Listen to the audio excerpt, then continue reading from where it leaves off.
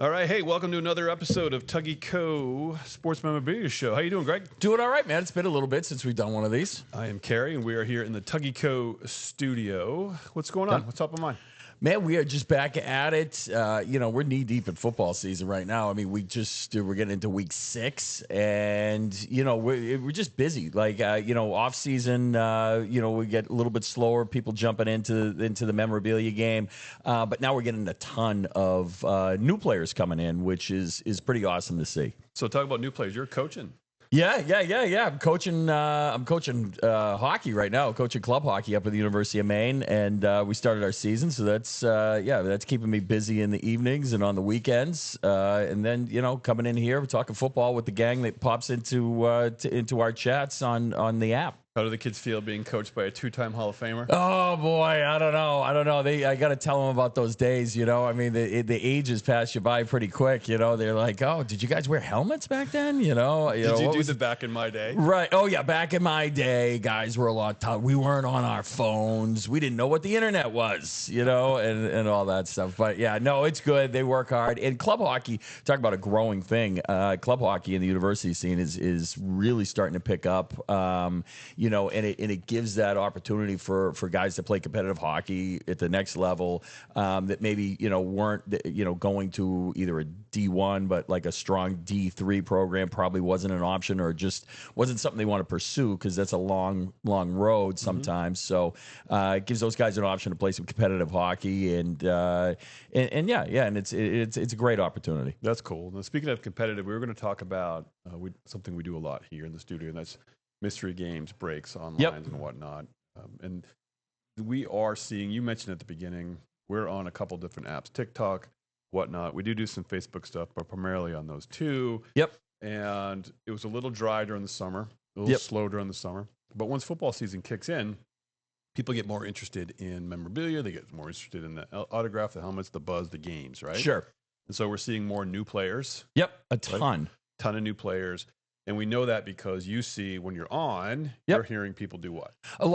People will pop in and they'll be like, it's very typical to see, okay, yeah, how does this game work? Explain this to me, and we love when people come in, ask questions, get comfortable. I mean, it's at some point it's new to everybody. So pop in, ask your questions, and we'll break it down for you. We usually refer, we have to have our show notes up that explain the game fairly clearly. But just to have someone just walk you through it helps. So we're there for new players to come in and ask questions. Yeah, so let's walk through that a little bit because we don't deal in cards. I mean, there's a ton of cards, and there are terminology like you're going to hear breaks, and you're going to hear mystery games. Yep. You're going to hear mixed memorabilia. You're going to hear helmets. So that's just referring to what kind of game it is. So yeah, what you're what you're playing for. Yeah. So let's talk about mystery games or breaks as we call it. Sure. Right? And so there's a couple components to a break, to a mystery game to help people understand. The first one is exactly what product we're talking about. Yeah, right. First of all, like what are we even playing for, right? Are we playing for mini helmets? Are we playing for off helmets? Are we playing for rep full size helmets? Are we playing for a mix? So it could be a mix would be minis, full size, and maybe uniforms, or basketballs, footballs, things like that. Yep. So when you look at the games, you'll see thumbnails or descriptions about the games that you can get in and play. Let's just talk about Whatnot for a second. So you pull up on Whatnot or eBay Live. I've seen this in Fanatics Live. So there's a few platforms that are doing this. And you'll see it'll say mixed memorabilia or full size or authentics. You call them auths or mixed or whatever it's going to be. So if it is straightforward, like minis, you were talking about mini helmets. We're gonna play for, which means the prize is mini helmets. If it's full size, it's full size and whatnot. Mixed mem could be a bunch of stuff, yeah? Right, yeah, it's everything. It's jerseys, it could be helmets. It depends upon, what's, which group you're in with. For us, it's helmets, whether they're full-size, minis, jerseys. Like I said, it could be a basketball, an autographed basketball, autographed football. We've seen that come through. Could be a as signed well. print. I've seen a lot of signed prints. Yeah, signed prints too. So I was watching one game, mixed mem. Yep. And they had a mystery, and we'll go into categories here in a second, but one of the categories was mystery, and they pulled out a boxing glove. Oh, yeah, right? yeah. That's pretty cool. Another one was a Danica Patrick signed driving glove or something like Nice. that. So Yeah. mixed mem means something with an autograph on it that has something Right. to do with sports or entertainment. You know? Yes, exactly. Okay, so the first thing to do is to take a look at the product that the game is for. Yep. Right. So that's what we just talked about. So the second is, what is it that we're actually doing? Right. When How we does play it the work? game, Right. You know. So typically there's going to be what we do, and again, there's 100 different. It's like playing card games. Like Right. there's 100 Oh, yeah. different card games you Yeah. can play. Right?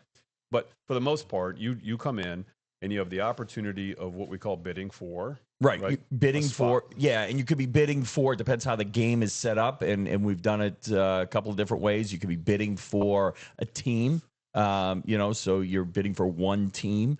Or it could be, we could do divisions as well. Okay. So divisions could be typically what we do is NFL divisions. Correct. And then we add a few extras when we have the inventory or the Yep. game calls for it. So we have college is typically a division. Yep.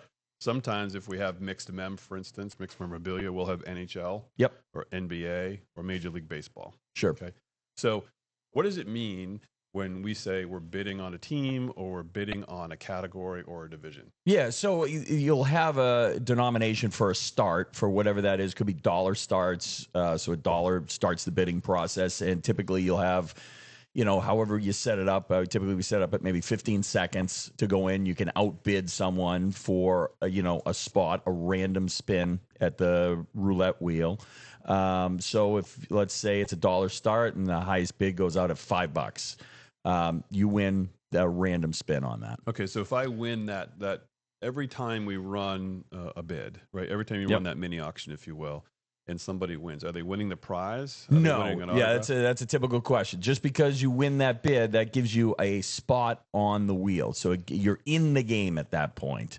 It doesn't guarantee winning a prize in terms of, let's say a mini helmet or mixed memorabilia. What you do are guaranteed on that is a sports card right now.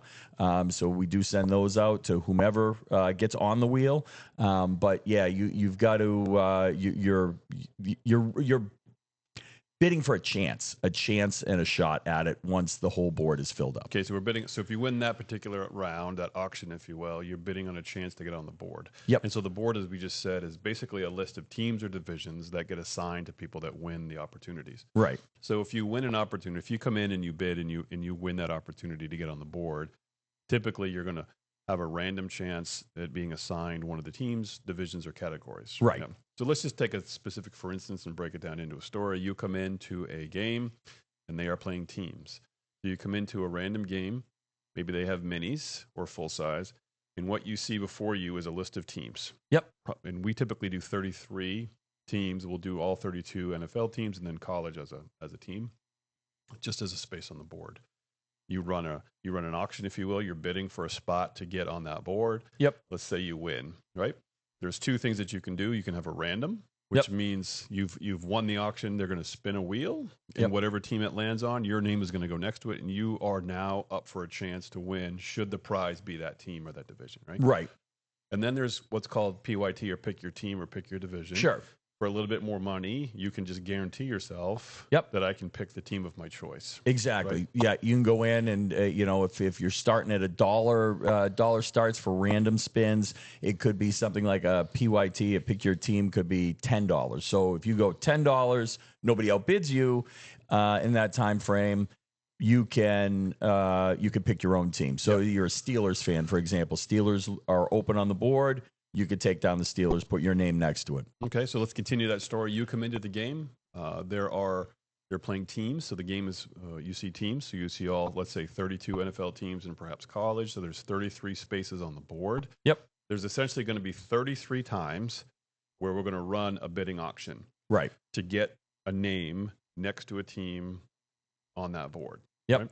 So what we say is when the board's full, and that terminology means when all teams are taken with a name next to it. Yep. Could be 33 different people. Could be one person that bought all of them. Yeah, absolutely. Or any combination of the middle.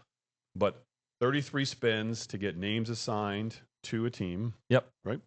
And then what we do at that point is we say, okay, it's time to reveal the prize. And there's various ways of revealing the prizes. We spin wheels and there's numbers on boxes. But at some point when the box is full, the chance that you have taken now to be on the board is going to be rewarded. Someone's going to be rewarded. Right. Right. So let's say it's a box or a number. Yep. So we spin roulette. What we typically do is spin a roulette wheel, a second roulette wheel that has all the box numbers on it. And if, let's say it hits box number 5 up there, right? Okay, box 5. We pull box 5 off the shelf. We open it up. And in my previous example, you had the Steelers. We open it up, and it's a Heinz Ward Mini Pittsburgh Steelers. That's what you win. So then we take a look. The hit is the Steelers. The prize is the Steelers. Yep. It's going to go to the person whose name is next to the Steelers on the board that we were just talking about. Correct. Yep. Correct. Everybody else gets a sports card or some variation, or a sticker or something like that, depending upon the game. But the person whose team we pulled, they win what's in that box. Yeah.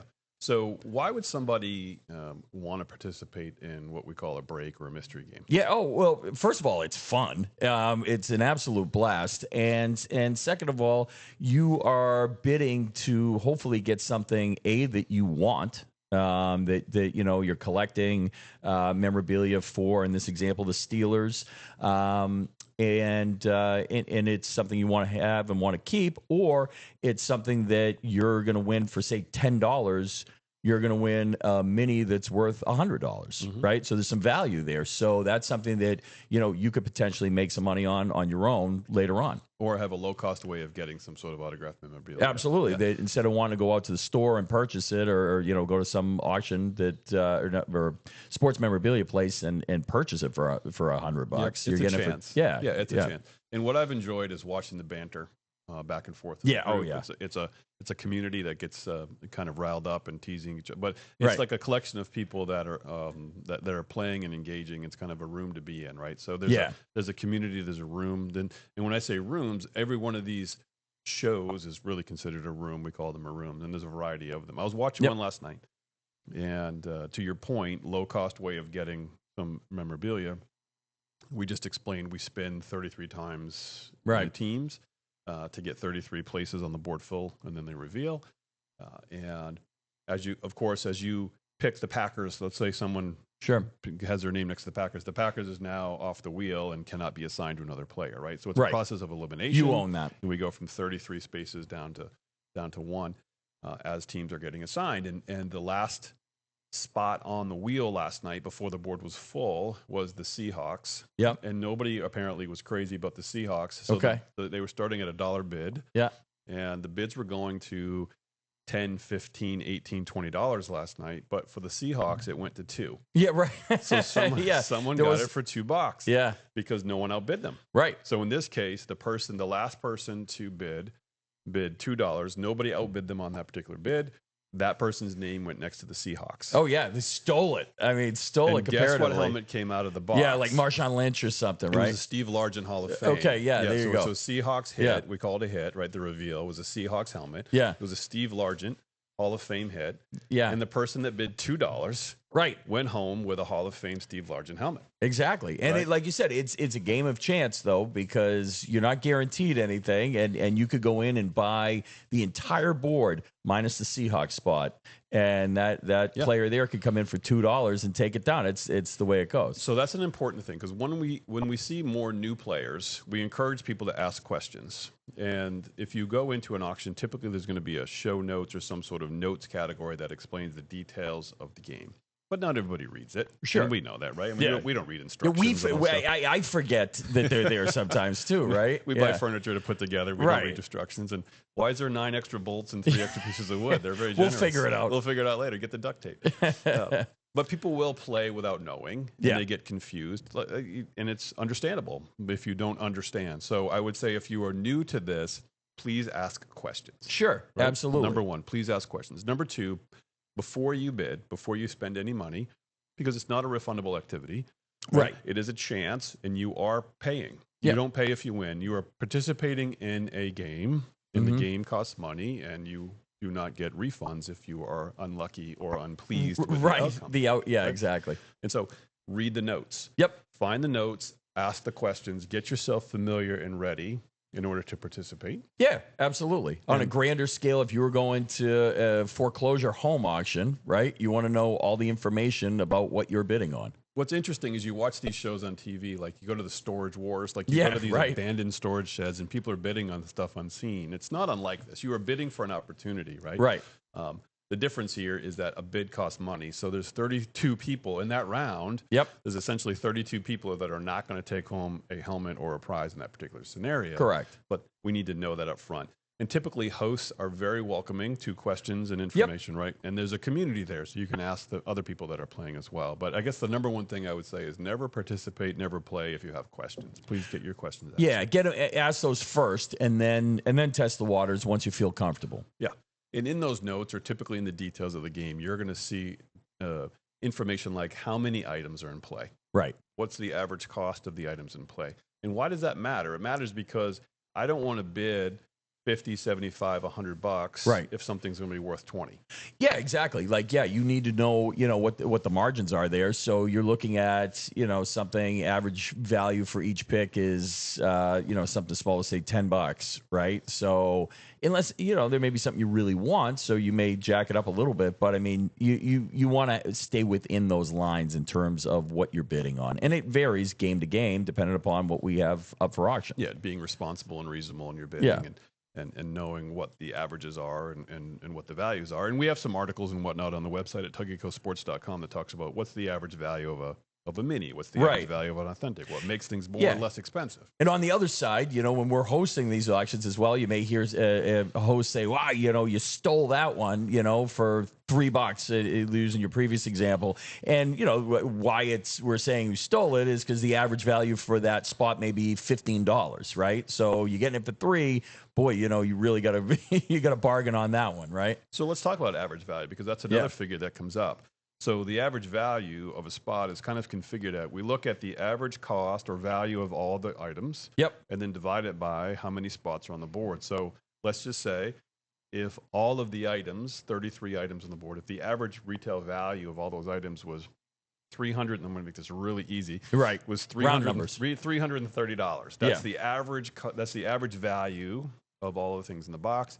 And there are 33 spots on the wheel. Yeah. 33 chances to bid. Right. We know that the average value of that spot is $10. Right. What you do is typically we average what we'd say the value of the spot by the number of spots to get the average cost value of the game. And that's just how we configure the retail value of the chance that you're taking to get on the board. Right. So those are some of the things that you should see, ask for, understand, be comfortable with before you get in and play.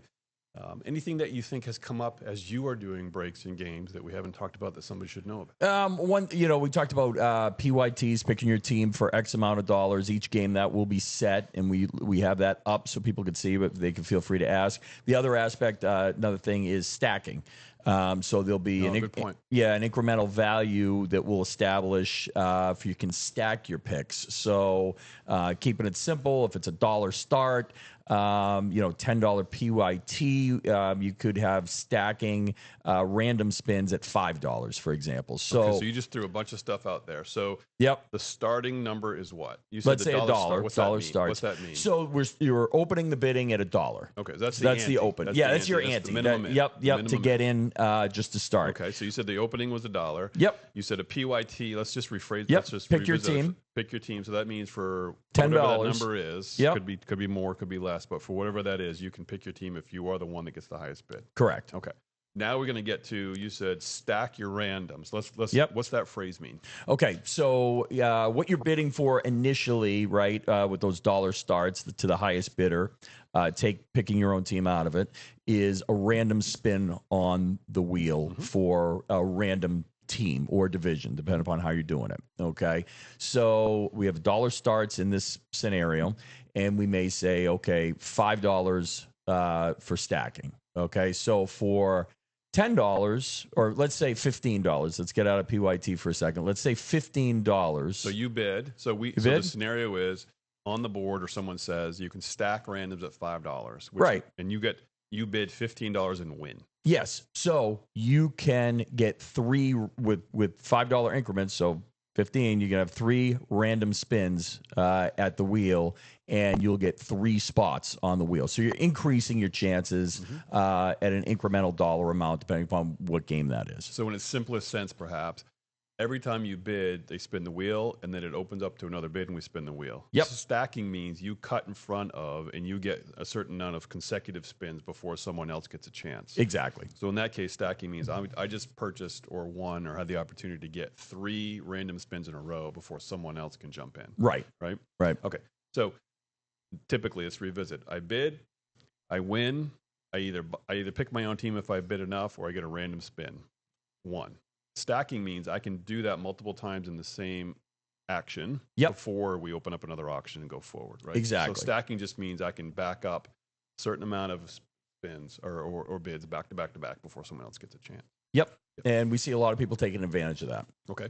So random, PYT, we've covered those. Yep. Stacking means I can get more than one in that same opportunity. And I think the last thing you've seen before is the nickname for it is a Percy. Yeah. You're just purchasing, how much to, when it's not all mysteries, when there's helmets out that are chasers, or items out that are chasers, we could say, okay, we've got a Ray Lewis Ravens helmet out there. How much is the Percy for that? For the board. So basically, Percy means I can buy all 33 spots. What's the single price for me to buy all 33 spots on that board? Yeah, right? I probably didn't explain that one very well. But yeah, okay. So instead of taking the chances and the rands and whatnot, I'll say I'm just going to buy the whole board right now, and I'm going to get whatever prize gets open. I'm winning. Yep. I'm winning. What's it going to cost me? I'm going to take that board that's called a Percy. Whatever you open, I'm going to get. Okay. All right, that's cool. So we've got Percys, we've got randoms, we've got PYTs, and we've got stacking. Yep. So that's predominantly most of the language that you're. But you just threw another word in there, and I want to make sure if we ever introduce a word and we haven't defined it, I definitely want to define it here for specifically newbers. You said chasers.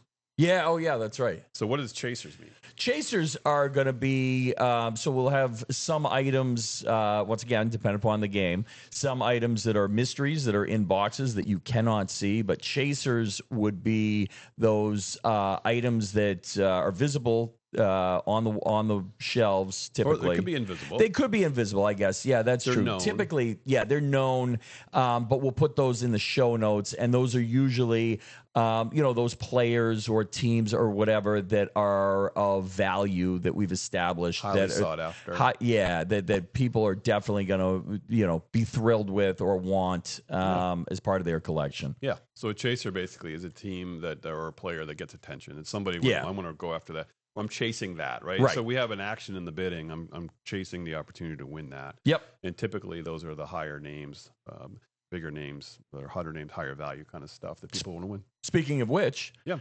can see behind us right now if you're watching this, we have on the bottom shelf we got a Christian McCaffrey hydro dip sitting Look at there. you at transition. Not bad. Well, I mean, we're talking chasers, and that would be a great example of one if that were up. Yeah. So, for those of you watching the feed, I've got a Christian McCaffrey, a really nice Speed Flex authentic helmet.